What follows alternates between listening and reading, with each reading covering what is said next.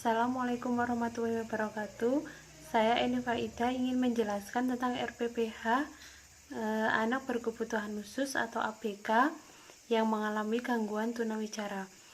Dalam mengajar di lembaga saya, biasanya saya akan mengawali pagi-pagi dengan berbaris, kemudian dengan senam kecil, yaitu bisa senam pinguin ataupun senam sehat gembira ataupun senam yang lainnya.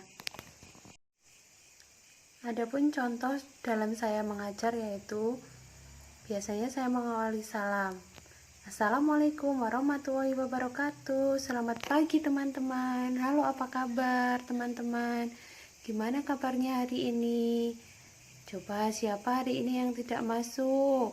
Biasanya teman-teman atau anak-anak akan menjawab satu persatu yang tidak kelihatan, yang tidak masuk hari ini. Terus untuk selanjutnya saya biasanya akan menanyakan, apakah teman-teman sudah sarapan, apakah teman-teman mandi tadi pagi, atau apakah teman-teman sudah gosok gigi. Berikut adalah pertanyaan-pertanyaan yang bisa ditanyakan kepada anak pada waktu pembukaan di pagi hari. Setelah pembukaan selesai, biasanya kita akan membuka dengan tema untuk hari ini. Karena tema yang akan kita bahas adalah binatang, maka kita akan menjelaskan tentang binatang-binatang yang ada di sekitar kita. Biasanya bahasa yang kita gunakan seperti ini. Halo teman-teman, sekarang Bu Guru akan menjelaskan tentang binatang yang ada di sekitar kita. Coba siapa yang di rumah punya binatang peliharaan? Biasanya anak-anak akan menjawab. Ada yang jawab kucing, ada yang jawab ikan, dan lain sebagainya. Terus bisa juga dilanjutkan dengan memberikan gambar ataupun peraga-peraga edukasi yang lainnya seperti gambar boneka, binatang, ataupun boneka-boneka tangan yang berbentuk binatang. Kita juga bisa menggunakan boneka-boneka tersebut untuk menceritakan tentang binatang yang ada di sekitar kita. Menanyakan suaranya, menanyakan makanannya. Misalnya, bagaimana ya suara kucing? Biasanya nanti anak akan menjawab, meong, Bu Guru. Siapa yang tahu kucing makannya apa? Biasanya juga pasti anak-anak akan menjawab, ada yang ikan, Bu Guru, ada yang ikan asin, seperti itu.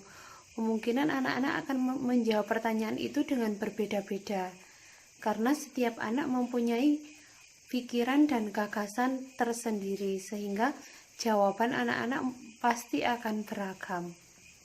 Setelah kita menjelaskan tentang binatang-binatang di sekitar kita, nanti kita juga akan menjelaskan tentang kegiatan apa yang akan dilakukan anak-anak pada hari ini.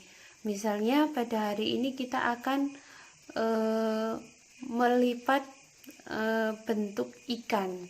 Nanti kita akan mempersiapkan peralatan, yaitu berupa kertas lipat, terus kertas lipat yang berwarna-warni, boleh lem ataupun nanti gunting. Nah, nanti kita juga akan menjelaskan kepada anak-anak seperti ini contohnya. Anak-anak, Bu Guru hari ini akan melipat binatang ikan. Siapa yang tahu ikan itu hidupnya di mana? Nanti pasti anak-anak akan menjawab, di air, Bu. Terus ada juga yang di akuarium, Bu. Itu adalah jawaban dari anak-anak yang nanti diungkapkan oleh anak-anak tersebut. Nah, nanti setelah kita mempersiapkan alat-alatnya, lalu kita menjelaskan kepada anak, ini loh teman-teman, hari ini kita mau membuat ikan. Kita harus mempersiapkan kertas lipat. Ini kertas lipatnya. Nanti kita akan mengarahkan kepada anak, memberikan kertas lipat satu-satu, kemudian nanti diarahkan. karena ada seorang anak yang mengalami kebutuhan khusus, maka anak tersebut harus didampingi secara khusus sehingga anak tersebut tidak merasa dirinya dikucilkan ataupun tidak merasa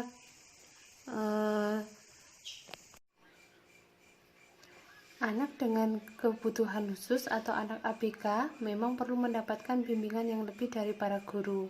Sebab itu, anak dengan berkebutuhan khusus harus didampingi secara ekstra. Apapun yang dia butuhkan dan apapun yang kesulitan yang dia alami, bu guru harus cepat dan tanggap untuk membantunya.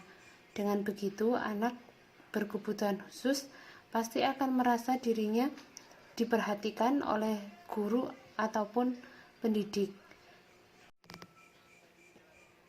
Setelah selesai, biasanya kita akan menanyakan kepada anak-anak, "Anak-anak, apakah sudah selesai?"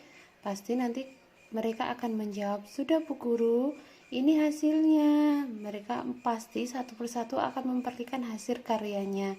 Setelah itu kita boleh membimbing anak untuk menempelkan hasil karyanya tersebut ke sebuah papan yang sudah dipersiapkan oleh bu guru untuk meletakkan karya-karya anak.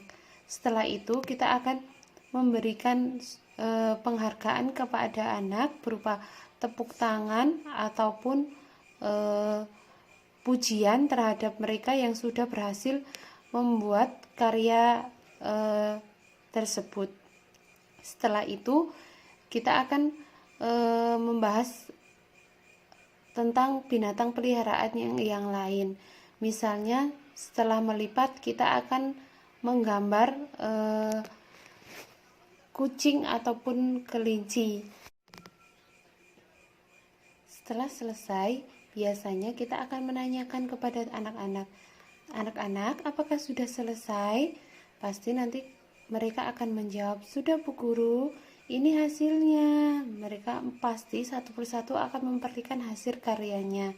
Setelah itu kita boleh membimbing anak untuk menempelkan hasil karyanya tersebut ke sebuah papan yang sudah dipersiapkan oleh bu guru untuk meletakkan karya-karya anak. Setelah itu kita akan memberikan penghargaan kepada anak berupa tepuk tangan ataupun pujian terhadap mereka yang sudah berhasil membuat karya tersebut.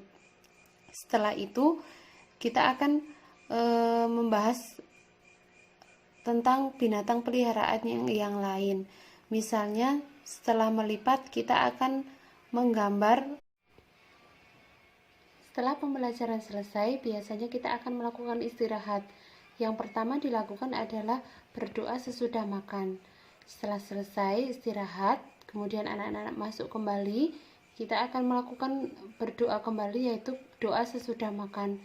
Setelah itu kita akan menanyakan atau recalling tentang kegiatan-kegiatan yang tadi dilakukan. Setelah selesai, kita bisa mengulas kembali apa yang tadi dibahas oleh bu guru. Misalnya menanyakan kepada anak-anak, "Anak-anak, hari ini kita belajar apa ya?" Pasti teman-teman atau anak-anak akan menjawab satu persatu. Ada yang bilang melipat bu guru, ada yang menggambar bu guru, dan lain sebagainya. Kemungkinan anak akan menjawab dengan berbagai macam dan bervariasi. Setelah itu kita bisa memberikan recalling atau ingatan kepada anak kembali. Misalnya menjelaskan lagi apa aja binatang peliharaan itu dan bisa bagaimana suara-suaranya dan lain sebagainya. Setelah itu, setelah selesai, kita akan mempersiapkan kepulangan anak, yaitu dengan cara duduk yang rapi, kemudian ambillah tas, kemudian mempersiapkan berdoa untuk pulang. Setelah berdoa selesai, kemudian kita akan baris ataupun tebak-tebakan untuk anak yang kelasnya sudah kelas TK. Kalau untuk yang PAUD bisa cukup baris saja. Kemudian nanti setelah itu kita tunggu di pintu keluar, kemudian sudah dijemput oleh orang tua, kemudian anak-anak boleh pulang. Sekian dulu dari saya akhiri. Terima kasih sekali kepada Pak Iim. Semoga video saya bisa menginspirasi. Terima kasih. Wassalamualaikum warahmatullahi wabarakatuh.